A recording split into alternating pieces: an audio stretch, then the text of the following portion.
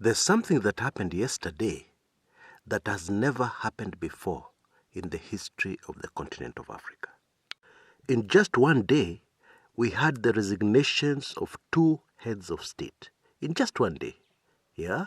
Actually, to be more accurate, it happened in a space of 6 hours or so. Less than 12 hours, definitely. Yeah? 2 dictators gone. Now, if you're really looking for semantics, you will find them very quickly, yeah? Because a lot of political analysts in Ethiopia say that this resignation is actually a trick, yeah? The idea is to prop up somebody, yeah, who will be able to make sure that same old continues. Yeah, that's one view about Ethiopia. And in South Africa, people can say, oh, you know, Zuma was not really a dictator, blah, blah, blah, and so on. So if you're looking for the semantics, they're there. But the truth of the matter is that, and this is very significant, both resignations were not voluntary. Yeah, that is significant. Why do I say that? I mean, it's clear. In both instances, both heads of state resigned under intense pressure. In other words, they were forced out of office. Now, I very rarely make tweets, but yesterday I could not resist making a tweet. And I said that these 2 resignations, really the writing should be very clearly on the wall. And if it is not, yeah, if you find that you can still not read the writing on the wall, I suggested, then you'd better rush and see a doctor. Yeah. And if the problem is not medical, then you'd better rush to your pastor and get prayed over, yeah? So that they can break oaths which your great-grandfather or your grandfather or your father took, yeah, which forces you not to see. The long and short of it all is that the writing is very, very clearly on the wall. Arab Spring kando. Yeah, the Arab Spring really is nothing compared to what is about to happen on the continent of Africa. The message from the long-suffering people of Africa is that they have said very clearly and in no uncertain terms that mambo ya despots, dictators, no way. And so if you're a leader on the continent of Africa, in any country, doesn't matter which country, and you fall under this category of being called a dictator, you'd better start packing up. And I'm serious. I mean, barely 7 months ago, if somebody had told you that Mugabe will resign, you'd have told them, oh, come off it. Get out of here. Nothing like that can happen. Maybe the guy dies in office. Resignation? Apana, unaota.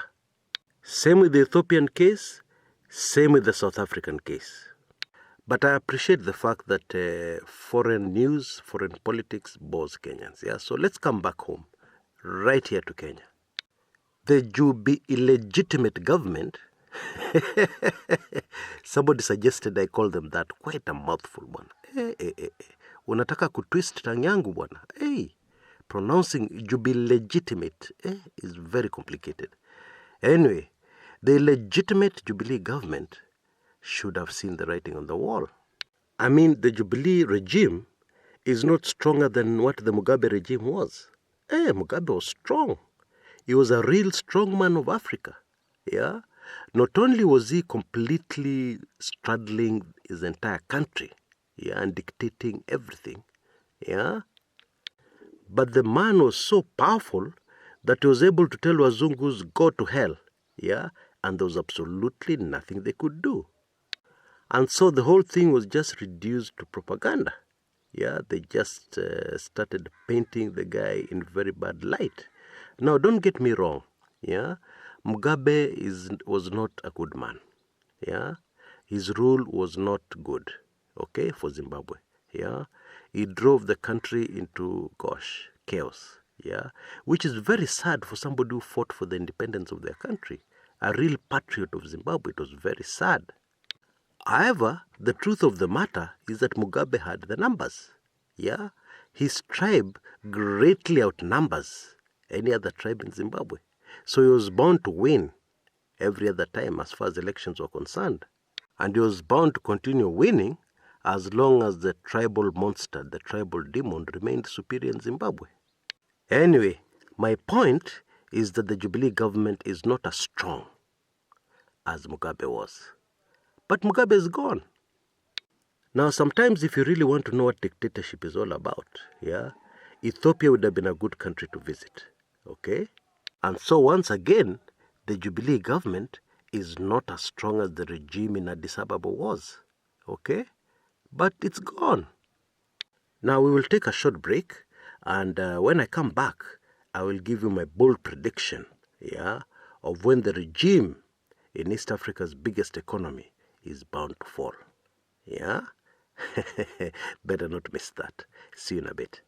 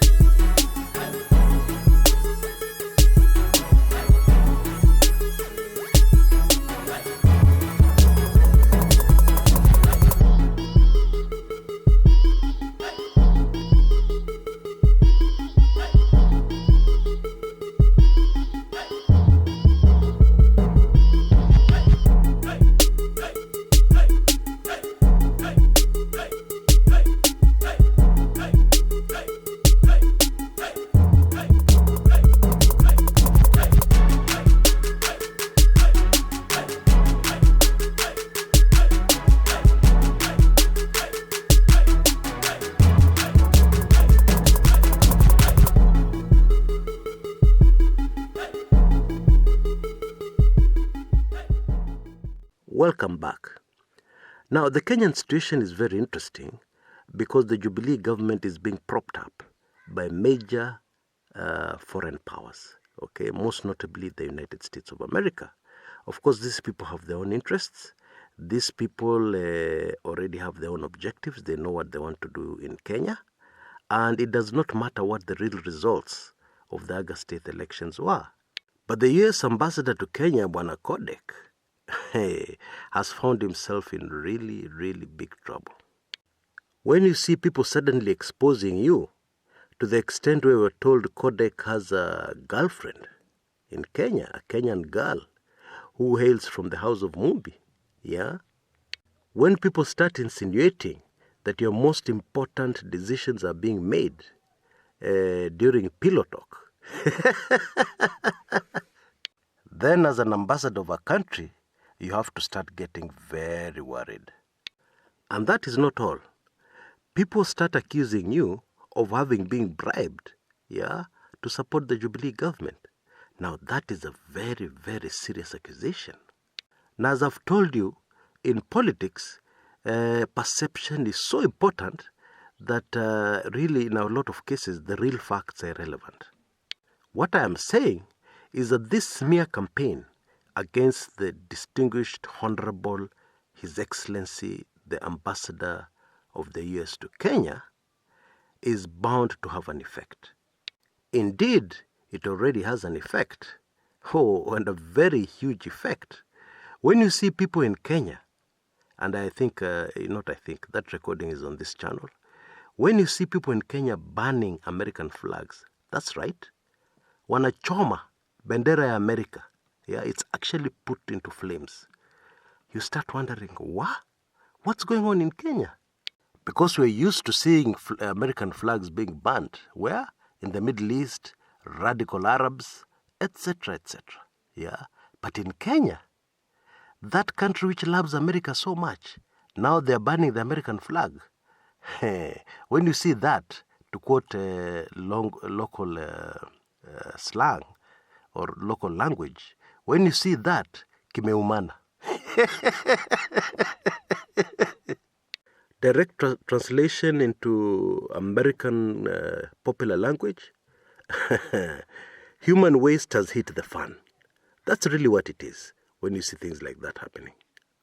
The latest on that Codec Maneno is that NASA youths have given Bwana Codec a deadline to apologize to the people of Kenya. Yeah? To apologize for what? Elect and prop up a president on behalf of the Kenyan people who do not want that person is propping up. Yeah? Now, definitely we should expect some trouble on that front. Yeah, demonstrations, chaos towards the Americans. Okay? Anyway, what does the writing on the wall say? For those who still cannot see. Well, it is the season for the fall of dictators. It is the season for despots to bite the dust. So if you're ruling the Republic of Kenya and you're not a despot, yeah, you have a government that you have been calling transformational, yeah, very unique government that is there for the people, is there for real change in Kenya, is non-corrupt. If that is true, relax. Hakuna kitu itafanyika. Yeah? You're going to have an iron grip on power until the end of your term. If that is true. But if it is not, if you're a despot, yeah, and if you're the sort of leader who is speaking from both sides of the mouth, yeah, telling Kenyans to follow the law, and yet your government ignores court orders, ignores court rulings, then the writing, see you, Mimi, just look at the wall and what's written there. Okay? This is the season for you to go home. Now, I've said this before on this channel. Yeah, when a season arrives, you cannot stop it. Yeah. For instance, when rain starts, the season of rain, you cannot stop that rain. No way. Now, I've spoken at length about seasons. There's a season for everything. Yeah. And during that recording, 4 or 5 months ago, I said this season which has come is unstoppable. Yeah. And already, what we said in that recording is just coming to pass. A season cannot be stopped. Okay. And this is the season for despots, dictators to bite the dust. It cannot be stopped. Kama Mugabe ameenda nyumbani, Zuma ameenda nyumbani, yeah, that guy in Ethiopia ameenda nyumbani. The Swahili have a saying, ukiona mwenzako ananyolewa, jitayarishe, weka maji kwa kichwa. Yeah, when you see a neighbor being shaved, you'd better prepare yourself. Yeah, because that shaving is coming your direction. I remember when we were kids, we used to be crazy about soccer.